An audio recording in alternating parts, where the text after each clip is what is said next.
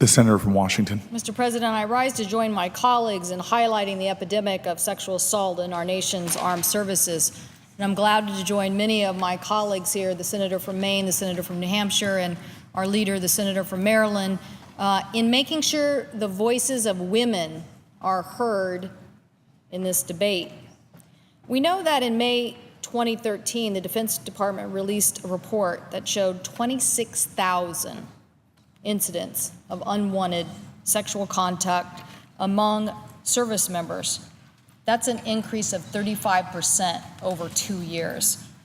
Washingtonians in my state are very proud of the incredible men and women who keep our country safe and defend us. And we are proud of the 10 military installations across our state.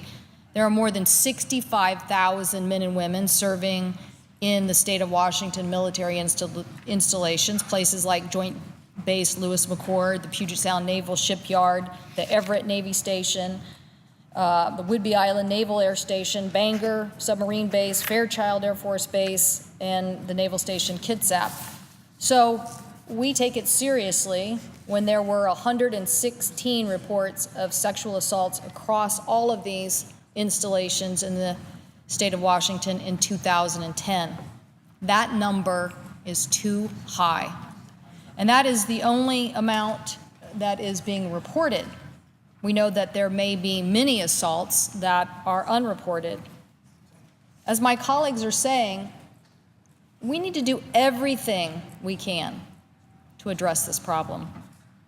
I am pleased that Joint Base Lewis McChord is developing a sexual assault prevention program, and I urge my colleagues in the Senate to act to address this epidemic problem. The men and women of our armed forces are basically defending our country, and so why are we leaving them unprotected while they serve?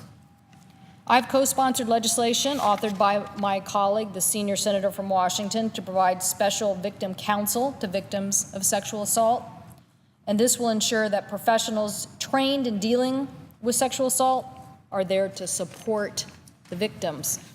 There may be differing opinions on how best to achieve the overall goals of reducing sexual assault in the military, but I believe that all my colleagues can agree on one common goal: protecting the victims from further abuse.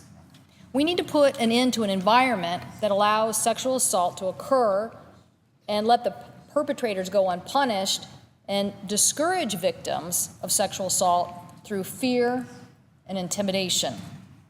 Again, we may differ on how to best achieve that goal, but we are all here to say the same thing: enough is enough. We will not tolerate the sexual assaults in the military and armed forces, and we owe it to our service members to come together and act toward a solution today. That's why my colleagues are here to emphasize this point in a way to speak volumes about how this tragedy is affecting men and women in the armed services, and the fact that this institution needs to come together to address it. I thank the President, and I yield the floor.